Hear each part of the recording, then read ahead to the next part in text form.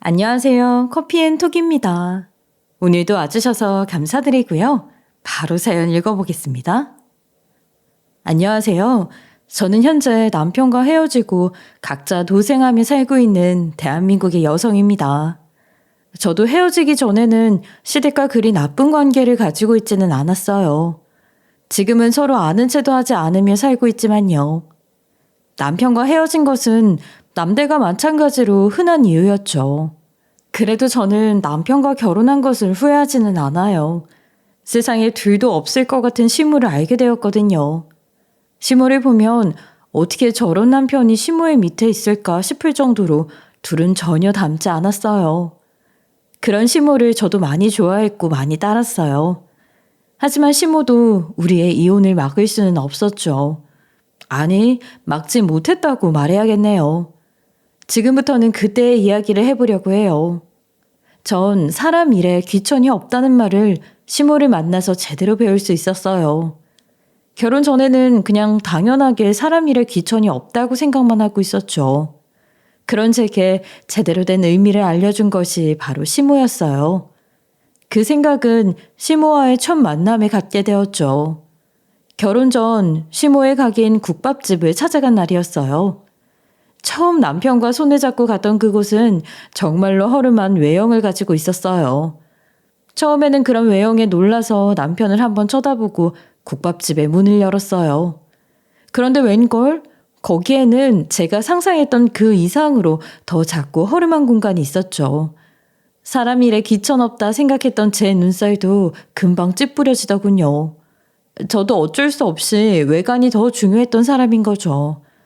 미래의 시모를 만나러 간다는 생각에 멋모르게 준비했던 꽃다발은 정말 가게의 분위기와는 맞지 않았어요. 서로 다른 세계를 사는 것 같은 분위기가 났거든요. 하지만 제 이런 생각에 종집을 찍어준 것은 바로 시모의 태도였습니다. 시모는 세상에 없을 밝은 미소로 저를 반겨주었죠. 그리고 제가 가지고 온 분위기에도 맞지 않던 꽃다발을 아주 고마운 선물을 받은 것처럼 받아주었어요. 그리고는 저에게 환하게 웃으며 말했죠. 어머, 이거 새아가가 들고 온 거니? 아이, 정말 고맙구나. 내 생에 남편에게도 아들에게도 받아보지 못했던 선물을 이렇게 새아가한테 받게 되네. 이렇게 예쁜 걸 가지고 올 생각을 어떻게 했다니? 이렇게 가지고 와줘서 고마워요. 살면서 어떤 남자에게도 받아보지 못한 선물이라며 진심으로 기뻐하는 시모의 모습에 방금 했던 제 생각이 정말 부끄러워졌어요. 그렇게 가게 식탁에 앉아서 시모와 얼마나 긴 이야기를 했는지 모르겠어요. 그렇게 한참을 얘기한 뒤 시모는 갑자기 제 손을 잡아 끌며 주방으로 데려가더군요. 긴 시간 이야기를 재미있게 하다가 갑자기 일어나는 시모의 태도에 어리둥절했어요. 함께 들어간 주방에는 세월의 흔적이 보이는 물건들이 가득했어요. 60년 이상 써서 밑이 검게 탄 그릇도 있고 날이 한껏 서 있는 주방 도구도 있었죠. 세월의 흔적이 보이는 주방에 들어서자 시모는 웃으면서 제게 말했어요. 사실 내 아들이 이런 이야기를 들으면 질색을 해서 아가만 데리고 주방으로 들어왔다. 혹시 놀랐니? 그렇다면 미안하구나. 아들들이 내가 이렇게 허름한 국밥집에서 일한다고 엄청 싫어하거든. 뼈 빠지게 일해서 자식들 장성하게 키워놨더니 이제는 이런 곳에서 일하는 어미가 싫다고 하니 원. 그래도 어쩌겠니. 여기서 일하는 게 얼마나 즐겁고 좋은데. 같이 온 남편의 모습이 내내 좋지 않았던 것이 이해가 갔어요. 남편은 아직까지도 이렇게 낡고 작은 가게에서 일을 하는 시모가 마음에 들지 않았던 거예요. 아주버님도 물론 마찬가지였고요. 그래서 시모는 이야기를 하다가 남편의 표정이 굳자 저만 데리고 주방으로 피신을 온 거고요. 그렇게 시모는 다시 말을 이어갔어요. 이렇게 낡고 허름한 곳에서 국밥집을 하는 시어머니가 부끄럽지 않겠어? 자식들도 저렇게 싫어하는 내색을 보이는데 아가 너는 초면이면서도 아무렇지 않아 보이더구나. 내가 홀에서 길게 이야기하면서도 내심 내 이런 모습을 보고 도망가면 어쩌지 걱정도 하고 있었어. 내 자식들도 어릴 적 내가 여기서 가게를 하는 게 부끄럽다고 자기 친구들한테 말을 안 했거든. 오히려 자기들이 숨겼었지. 학교 행사가 있는 날에도 나한텐 입을 꾹 닫고 말이야. 애들이 부끄러워 그랬겠지. 하고 생각하면서도 섭섭한 건 어쩔 수 없다구나. 하물며 남의 자식인 너는 그렇지 않을까. 사람이 세상을 살아가려고 노력하다 보니 다른 건 눈에 보이지도 않고 일만 하게 되더라고. 시모는 제가 이렇게 허름한 곳에서 일하는 것을 보고 결혼을 물리지는 않을까 걱정이 되었나 봐요. 그래서 전 말했죠. 아니에요, 어머님. 아까 밖에서 이야기할 때 그이와 더 결혼하고 싶어지던걸요? 이렇게 생활력 강하고 맛있는 국밥을 만들어주는 어머님이 또 어디 있겠어요. 자식들이 가게 옮겨준다고 했을 때도 강단 있게 여기서 장사를 하겠다고 말하는 대목은 정말 너무 멋있으셨다고요. 전 그런 어머님의 자신감이 너무 부러워요. 시모에게 여우짓을 하기 위해서가 아닌 마음에서 우러나는 나의 진심이었죠. 시모도 처음에는 떨떠름한 표정을 지었지만 이내 제가 진심인 것을 알았는지 정말 환하게 고맙다며 웃으셨어요. 전 정말로 시모를 만나고 나서 남편과 더 결혼을 해야겠다 싶었어요. 그 연세에도 자신이 하는 일에 대해서 당당하고 삶에 자신감이 넘쳐 보이는 모습을 가지는 것은 대단하다고 생각했거든요. 그날 이후로는 지인만 만났다 하면 시모의 국밥을 먹으러 왔을 정도였어요. 다른 사람에게도 정말 자랑하고 싶었거든요. 이렇게 맛있는 맛집을 운영하는 사람이 내 시어머니다 하고요. 그래서 같이 밥을 먹으러 가기 전까지도 시모의 자랑부터 시작해 국밥이 정말 맛있다며 소문을 내고 싶었어요. 다른 사람은 모르지만 며느리가 될 저만큼은 어머니의 일을 진심으로 응원해드리고 싶었거든요. 그런데 이런 제 모습이 마냥 좋아 보이지만은 않았던 걸까요? 시모의 가게를 홍보하고 다니던 제 모습을 보던 형님은 유독 저만 보면 곱지 않은 시선을 보내더군요. 그러다가 한 번은 제게 이렇게 비아냥거리기도 했어요. 동서, 그 작고 허름한 구멍가게라도 물려받고 싶은 거야? 왜 어머님 옆에서 그렇게 알랑방귀를 뀌어? 정말 동서는 비위도 좋은가 봐. 일주일에도 몇 번이나 그 냄새나는 가게로 눈도장을 찍으러 간다며? 그렇게 눈에 보이는 아부를 떨고 싶어? 아이고, 결혼한 지 얼마 되지도 않은 주제. 정말 우습다. 동서 눈에는 내가 보이지도 않은가 보지? 동서가 그렇게 어머님 옆에서 치대고 있으면 주변 사람들이 결혼 8년 차인 나를 보고 뭐라고 그러겠어? 생각 좀 하고 살아라, 동서. 네, 8년 전에 먼저 아주버님과 결혼을 한 형님은 제가 시모의 가게에 자주 왔다 갔다 하는 게 불편했던 모양이에요. 형님은 항상 본인은 의사기 때문에 저런 위생도 나빠 보이는 가게에는 들어가기도 싫다며 시모의 국밥집을 평소에도 오지 않았거든요. 특히나 더 웃긴 것은 어머니만 만났다 하면 역한 냄새라도 참는다는 듯이 눈을 찡그렸다는 거예요. 사람을 아주 무시해도 제대로 무시하고 있던 거죠. 그런 사람이 어떻게 평범한 제 눈에 좋아 보일 수 있겠어요? 그래서 저는 형님에게 대충 인사만 건네고 그 자리를 떴었어요. 하지만 시모를 무시하던 형님은 갑자기 돌연 태도가 달라졌죠.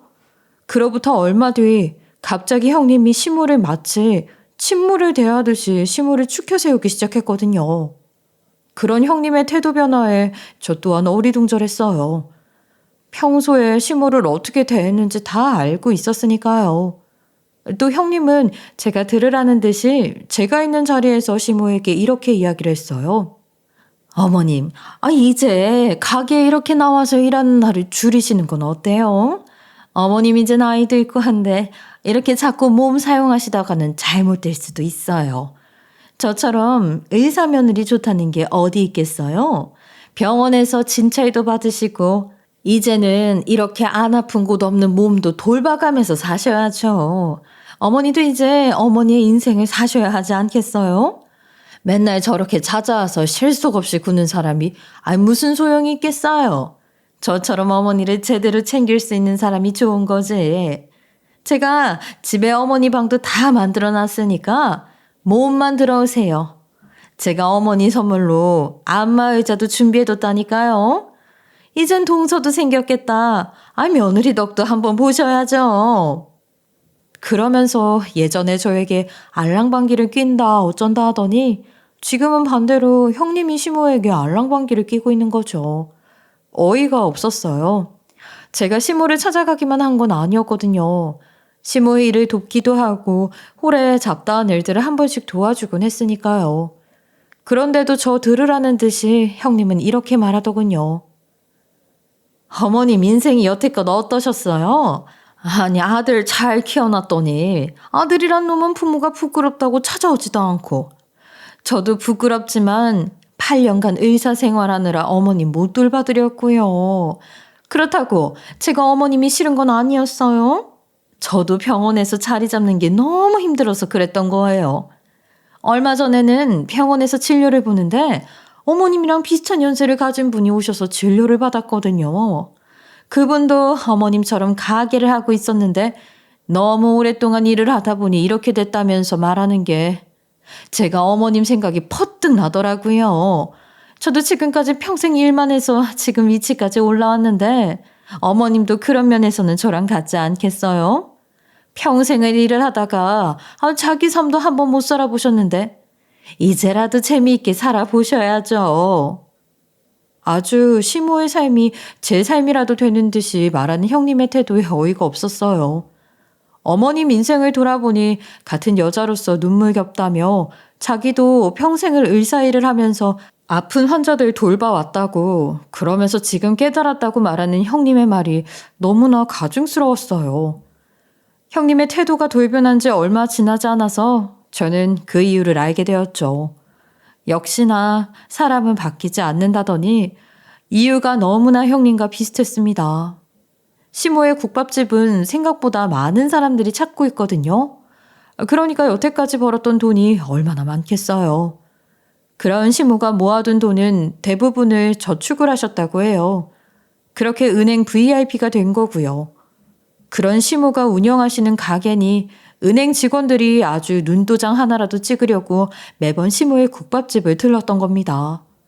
그걸 어디서 소문을 들었는지 아니면 아주버님께 시모가 돈이 많다는 이야기를 들은 건지 이제야 찾아와서 콩고물이라도 떨어지지 않을까 했던 거죠.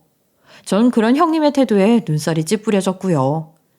그날도 안면이 있던 직원이 식사를 하고 있어서 인사를 하고 있었어요. 점심시간이라 그런지 가게가 너무 바빠 눈코 뜰 새가 없었죠.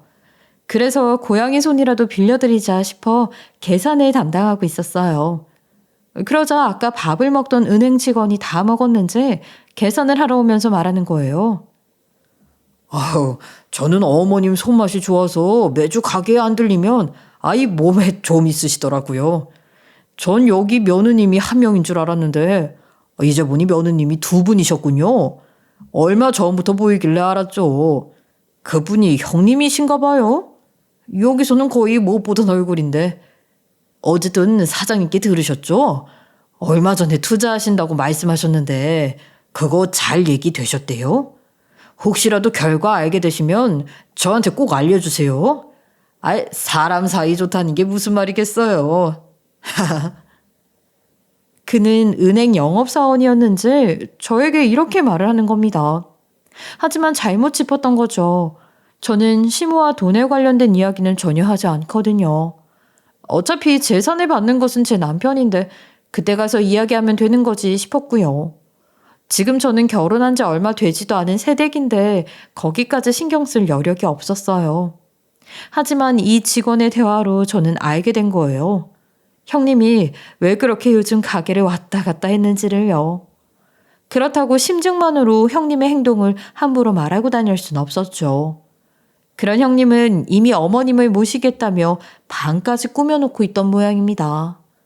발벗고 나서면서 이제는 자기가 시모를 모시고 살겠다고 말하는 형님의 태도에 가게에서 같이 일하시는 이모님도 속으셨는지 시모를 설득했다고 하더군요. 시모도 처음에는 찜찜한 표정으로 형님을 맞으셨는데 지금은 전보다 조금 풀린 표정이고요. 가게 이모도 그런 시모의 반응을 보고 얼른 들어가서 편하게 살라며 응원을 하는데 제가 뭐라고 거기에 끼어들어서 맞겠어요. 시모는 그렇게 형님의 집으로 들어가서 살게 되었어요. 그렇게 시모가 형님의 집으로 들어간 지도 벌써 1년이 되어 가네요. 우리 부부에게는 그동안 큰 변화가 있었습니다. 부부 사이가 소원해졌거든요. 어머니의 부재와 동시에 남편과 저의 사이에도 위기가 찾아온 거죠. 처음부터 이렇게 사이가 멀어진 것은 아니었어요. 시모가 형님 집으로 들어간다고 해서 뭐가 달라지겠어 생각하기도 했고요. 그런데 시모의 빈자리는 생각보다 크더군요. 가장 먼저 느껴진 것은 식사 시간이었어요. 시모의 가게를 도우면서 시모의 반찬을 항상 가져와서 먹었거든요. 그래서 저는 반찬 걱정은 없이 밥만 해놓고 나가도 남편이 알아서 밥을 먹을 수 있었죠. 그런데 시모가 사라지자마자 밥상에서 큰 문제가 생긴 겁니다. 남편은 자기 손으로 만들어서 먹거나 차려서 먹는 사람도 아니었기에 첫 번째로 위기를 맞게 된 거죠. 거기다 남편과의 사이를 더 멀어지게 만든 것은 남편의 일자리였어요. 업무상 3교대를 하는 남편의 생활과 저의 생활 시간을 맞지를 않았던 거죠. 특히나 야근 근무를 할 때면 사람이 퇴근하고 돌아왔는데도 엄청 못살게 굴었으니까요. 저는 피곤해서 죽겠는데 남편은 이제 일어나서 개운한 표정으로 저에게 밥을 달라고 괴롭히니까요. 어느 여자가 갓 들어와서 피곤해 죽겠는데 바로 밥을 차리고 싶겠어요? 그렇다고 밥을 안 줄 수도 없으니 울며 겨자 먹기로 피곤한 몸을 이끌고 밥을 차렸죠. 그렇게 한참을 삐걱거리던 사이는 남편의 야식 습관으로 더 틀어졌어요. 물론 이해는 합니다. 남편도 일을 하고 왔으니 배가 출출했겠죠. 하지만 늦게 들어와서 배달 음식이나 인스턴트 음식을 먹었으면 치워야 할 것 아니에요. 늦게 들어와서 먹은 야식의 뒤처리는 항상 제가 해야만 했어요. 이런 일이 하루 이틀에 걸쳐서 일어난 거면 말도 안 해요. 그런데 1년에 거의 대부분을 이렇게 지내다 보니 더 이상은 참을 수 없더군요. 이런 불만의 생각을 가진 날의 아침도 눈을 뜨니 남편이 어질러 놓은 광경이 눈앞에 있었어요. 출근 전부터 1시간을 채워야 하는 생활에 불만이 쌓였고 남편과 각방을 외친 날에는 그 불만이 터졌던 겁니다. 당연한 일이라고 생각해요. 이런 제 태도에 남편도 잔소리는 더 이상 듣기 싫다면서 방으로 들어가서 문까지 걸어 잠그고 지냈고요. 전 그래도 남편과 더 살아보자는 생각으로 안 해본 일이 없어요. TV에서 나오는 것처럼 심리상담센터를 방문해서 부부 상담도 받아봤어요. 상담을 받는 초기에는 그럭저럭 효과도 있었던 것 같아요. 하지만 센터 선생님의 말씀처럼 상담을 받는 당사자들의 태도가 정말 중요했어요. 남편은 초기에만 바짝 잘하는 척만 했거든요. 그러니 저도 더는 그런 남편의 태도를 참아줄 필요성을 못 느꼈죠. 우리 부부의 이혼은 피해갈 수 없던 일인 거예요.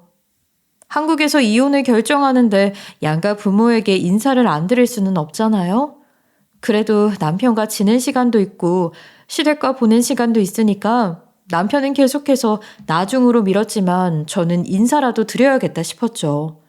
그래서 시모에게 계속 연락을 했었어요. 하지만 연락을 할 때마다 항상 형님으로부터 막히는 느낌이 들었죠. 그렇게 계속해서 연락을 하다 한 번 전화통화가 됐다 싶으면 이런 대화가 오갔어요. 아이 동서, 왜 이렇게 전화를 해? 어머님이 무슨 동서 1분 대기조야? 이렇게 경우 없이 계속 전화 걸면 동서 전화 차단하는 수가 있어? 형님, 제가 어머님께 무슨 대단한 말을 하려고 전화를 하는 게 아니라는 거 알고 계시잖아요. 저랑 그이 이제 곧 이혼을 앞두고 있어요. 그런데 제가 어찌 집안의 어른에게 인사도 안 하고 갈 수 있겠어요. 그러니까 어머님 좀 바꿔주세요. 그런 쓸데없는 일에 어머님이 신경을 써야겠어? 어머니 지금 피부 관리 받고 있어. 피부 관리 받을 때는 전화도 못 받는 건 몰라? 아내가 잘해드리고 있으니까 걱정하지 말라고. 그리고 그렇게 정 궁금하면 용돈이나 좀 보내드려. 세상에 결혼하고 나서 어떻게 시댁 용돈을 한 푼 안 챙겨드려? 형님의 말에 저는 너무 억울했지만 알겠다고 대답하고 그냥 끊을 수밖에 없었어요. 저는요, 평소에 시모의 가게에 가서 용돈을 꼬박꼬박 챙겨드렸거든요. 그런데 형님이 저런 말을 하니 어이가 없더라고요. 저도 이렇게 나오는 형님의 태도에 화가 나서 한동안은 시모에게 전화를 걸지 않았어요. 그렇게 멀어지고 나니 전화를 거는 것도 어색했고요. 끝내 이혼 소식은 문자로 전해드릴 수밖에 없었죠. 그리고 형님에게 곧바로 문자를 보냈습니다. 형님의 목소리는 듣기 싫었고 부탁할 사람은 형님밖에 없었거든요. 형님, 어머님께 마지막으로 용돈 드리고 싶어서 연락드렸어요. 제가 계좌로 넣어놨으니까 어머님께 전해주세요. 제가 며느리로 전해드리는 마지막 선물이라고 생각해달라고 전해주시고요. 형님에게도 항상 부탁만 드려서 죄송합니다. 제 친모는 아니지만 어머님 잘 부탁드립니다. 그럼 이만. 이 문자를 끝으로 시댁 식구들과 연락은 전혀 없었어요. 그런데 참 이상하죠. 평소에 시모는 용돈을 받으면 너무 미안한 표정으로 제게 아이고 그래도 네가 줬으니 잘 쓰마 하고 감사 문자나 전화를 보내줬거든요. 하지만 이번에는 그런 연락도 없었어요. 이상하다 생각했지만 당신 아들과 헤어진 며느리가 오죽미웠을까 싶은 마음에 저도 따로 연락을 한 적은 없었습니다. 그렇게 이혼한 지 1년 정도의 시간이 흘렀을까요? 그날은 이상하게 마음이 뒤숭숭한 날이었어요. 이상한 기분으로 회사에서 퇴근을 하고 집에서 이제 자려고 누웠는데 모르는 번호로 전화가 오더군요. 원래부터 모르는 번호는 받지 않아서 망설이던 와중에 갑자기 그냥 받기로 결심했습니다. 여보세요? 어떤 일로 전화하셨죠? 한껏 잠긴 목소리로 말하니 건너편에서 익숙한 목소리가 들리더군요. 그 목소리를 듣고는 정신이 번쩍 들었어요. 바로 지금은 이혼한 남편의 어머니, 바로 이전 시모였어요. 시간이 너무 늦었지? 미안하다, 아가. 그런데 내가 진짜 급해서 전화를 했다. 작은 아가, 진짜 미안한데 여기 나 좀 데리러 와다오. 여기가 어딘지 모르겠어. 저 아저씨, 여기가 어디라고 했죠? 시모는 횡설수설하며 계속 자신을 데리러 오라고 이야기하더군요. 옆에는 시모에게 도움을 준 사람이 있었는지 전화 너머 다른 사람의 목소리도 계속 들려왔어요. 저는 그런 시모를 안심시키기 위해서라도 옆 사람을 바꿔달라고 했어요. 어머님, 옆에 다른 분이 있는 거죠. 저에게 잠깐 바꿔주실 수 있나요? 제가 그분과 이야기해서 어머니 지금 바로 데리러 갈게요. 한참을 자기 전화를 끊으려고 하는 것 아니냐는 시모를 달래가며 옆에 있던 사람과 통화를 하게 되었어요. 안녕하세요. 혹시 저희 어머님과 어떤 관계인지 여쭤봐도 될까요? 평소에 이렇게 공중전화를 이용하는 사람은 아니라서요. 예, 안녕하세요.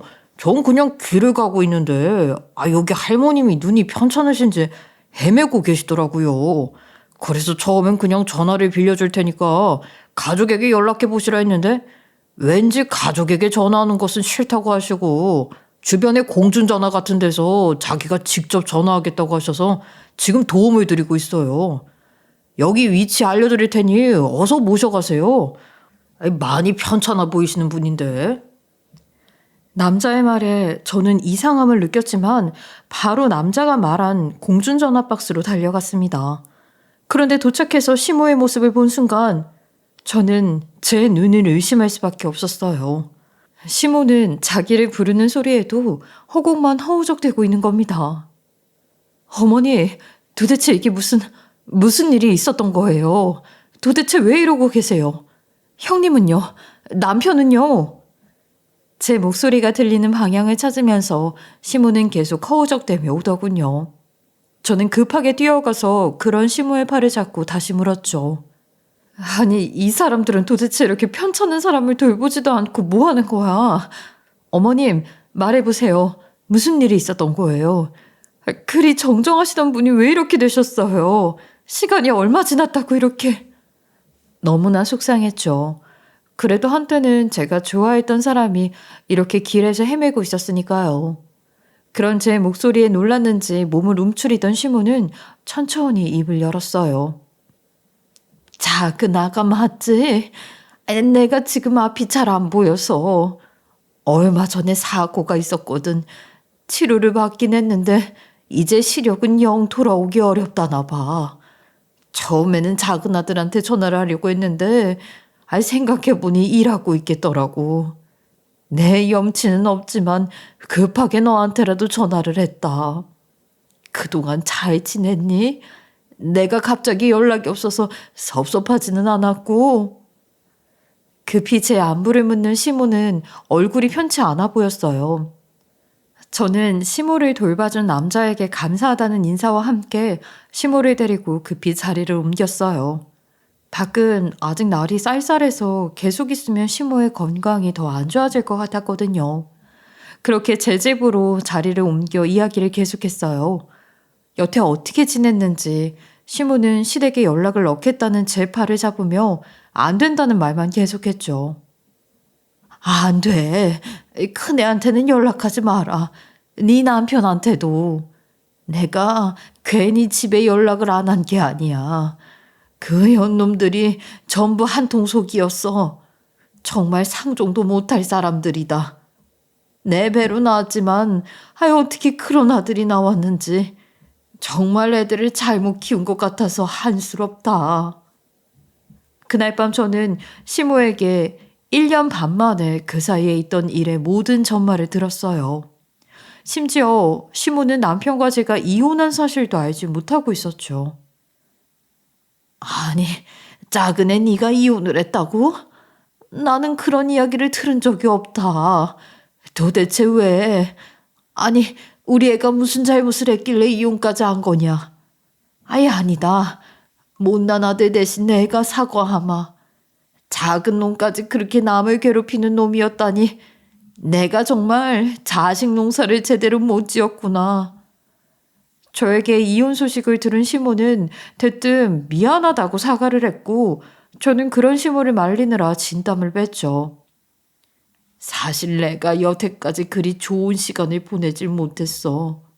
네 형님이라는 이 큰 며느리라는 건 정말 나한테 몹쓸 것이었거든. 그건 내가 가진 돈만 보고 나를 모시겠다며 여우짓을 한 거야. 난 그것도 모르고 이제야 며느리 노릇을 하려나 철이 들었나 보다 싶었다. 내가 그 집에 들어가자마자 준비했다는 방에서만 지내야만 했어.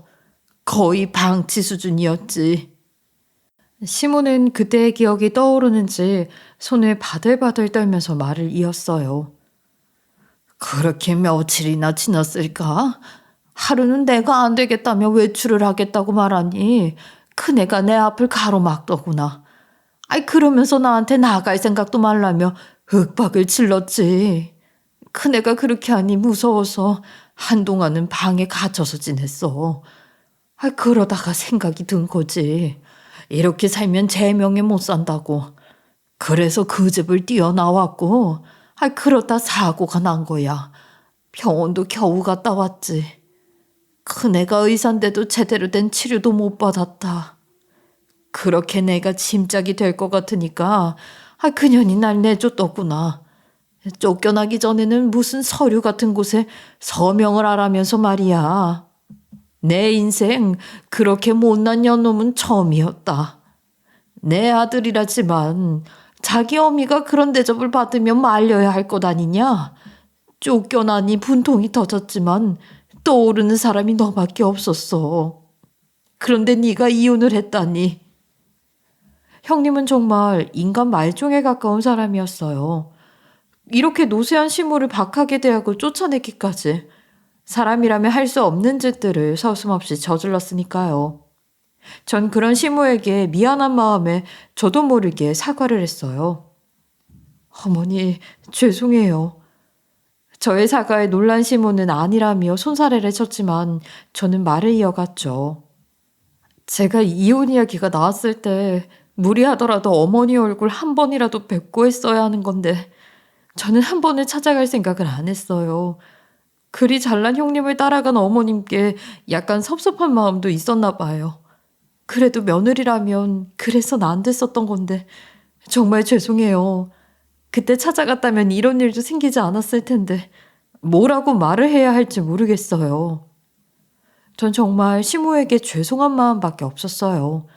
그때 시모를 한 번이라도 봤었더라면, 어떻게 지냈는지 형님의 집에 한 번이라도 찾아갔더라면 이런 일은 생기지 않았을 텐데, 정말 시모의 며느리로서 좋다고 말만 하고 한 번에 찾아가지 않았던 것이 한없이 죄송했죠. 그런 제 모습에 시모는 되려 자신이 미안하다며 계속 사과를 했어요. 아예 아니다. 네가 어찌 잘못이 있겠어? 내가 혼자서 큰애를 찾아간 것이 너한테도 얼마나 섭섭할지 알면서 한 행동인데. 그리고 내가 아들을 잘못 키워서 이렇게 네가 이혼녀가 되어버렸지 않니? 내가 더 미안하다 정말. 내가 미안해. 그렇게 서로를 부둥켜 안고 미안하다는 말만 몇 번을 주고받았는지 모르겠어요. 그날 이후 시모의 뜻대로 시댁 식구 아무도 모르게 시모를 모시게 되었어요. 처음에는 본인이 알아서 제 살 길을 찾아가겠다는 시모의 말에 한사코 제가 모시겠다고 말했고요. 다행히 지금은 전남편과 이혼한 상태라 전남편이나 형님과도 더 이상의 연락이 닿을 일은 없었으니까요. 그렇게 시모의 병원 치료를 도우면서 옆을 지켰죠. 처음 진료를 받으러 갔을 때는 이렇게 할 필요 없다고 거부하던 시모였지만 이제는 저하고 살면서 같이 치료를 받으며 이전보다 더 안정을 찾아가고 있었어요. 눈에 보일 정도로 안정을 찾은 시모는 자신만의 시간도 필요해 보였죠. 저는 흔쾌히 제 공간을 시모에게 양보했어요. 시모도 혼자서 무언가 생각할 시간이 필요해 보였으니까요. 이렇게 시모와의 생활을 이어가던 날이었어요. 하루는 퇴근해서 집에 왔더니 이모님이 와 계시더라고요. 시모의 방에서 나오는 이모님에게 가볍게 인사를 건넸어요. 그런 제 모습을 보고 이모님은 제 손을 잡고 지금 어디 갈 곳이 있다고 제게 시간 괜찮으냐 물어보더군요. 저는 퇴근도 했고 이제 여유로운 시간이었기에 이모님이 이끄는 대로 함께 나갔어요. 그렇게 새벽 1시가 넘은 시간에 도착한 곳은 예전 시모의 국밥집이었어요. 이모님은 가게 문을 열고 들어가더니 식당 뒤에 있던 작은 방으로 저를 끌고 갔죠. 결혼 생활 동안 시도 때도 없이 오간 곳인데 처음 보는 공간이었어요. 처음에는 창고인가 싶었어요. 안에는 오래된 냉장고 몇 대가 있었거든요. 그런데 분위기가 전혀 창고 같진 않더라고요. 왜냐하면 냉장고의 손잡이마다 풀기도 힘들어 보이는 자물쇠들이 칭칭 감겨 있었거든요. 살벌한 분위기에 저는 이모님께 말을 건넸어요. 이모님, 여기는 대체 뭐 하는 곳인가요? 왜 이 새벽에 여기를? 이모님은 이곳 분위기 때문에 제가 놀랐다는 것을 알았는지 어깨를 톡톡 두드리며 말했죠. 여긴 네 시어머니 보물 창고야. 그 언닌 정말 대단한 사람이야. 요즘 같은 세상에는 은행도 사람도 다 못 믿겠다며 대부분 가게 수익을 여기다 모으셨거든. 누가 알았겠어? 이렇게 허름하고 낡은 가게 한편에 이런 장소가 있을 거라고. 여기 있는 냉장고 4대 모두 네 시어머니 금고나 다름없지. 처음에는 이걸 누구한테 주려고 이렇게 모으나 했는데 결국은 제 주인을 찾았구나. 참 다행이야. 그 언니는 사람을 너무 못 믿어서 걱정했거든 내가. 알고 보니 쇠사슬에 묶인 낡은 냉장고 4대는 전부 시모의 금고 대신이었던 겁니다. 전 놀라서 입을 막았죠. 냉장고의 크기가 보통 큰 냉장고가 아니었거든요. 시모는 평소에도 은행을 못 믿어서 이모님과 함께 현금을 조금씩 모아왔던 거예요.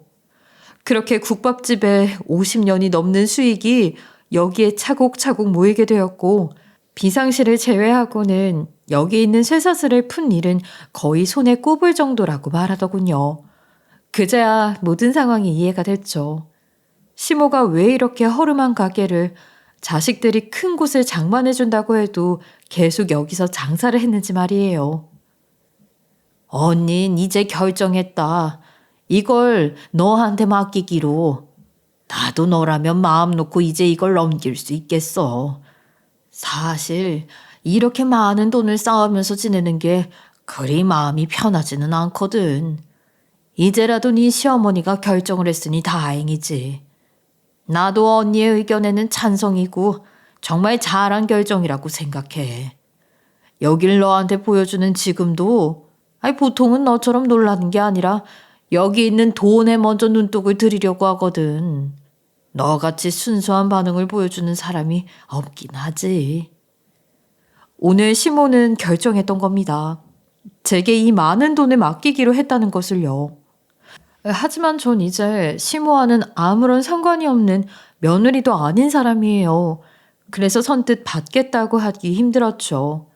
시모도 제가 이런 반응을 할 줄 알았는지 이모님께 이렇게 전해달라며 말을 했다는군요. 언니도 참, 네 반응을 알았나 보다. 언니가 이렇게 말해달라더구나. 시모도 무엇도 아닌 내게 진짜 가족처럼 대해준 사람은 너밖에 없었다. 내게 이렇게 물질적으로라도 무언가를 해줄 수 있다는 게 참으로 다행이라고 생각한다고. 돈으로 자신의 이 마음이 다 전해지지 않아서 미안하다고, 부족하다고도 했어. 그러니 이제 그냥 너도 받아. 이게 언니의 마음이니까. 그렇게 전 생각지도 못하게 시모의 50년 인생을 받게 되었어요. 아니, 돈을 모으기 시작한 50년 전이 아닌 시모가 가게를 열었던 60년의 세월을 시모에게 받게 된 거죠. 이렇게까지 저를 생각하는지 몰랐기에 시모의 마음은 제게 너무나 감동이었어요.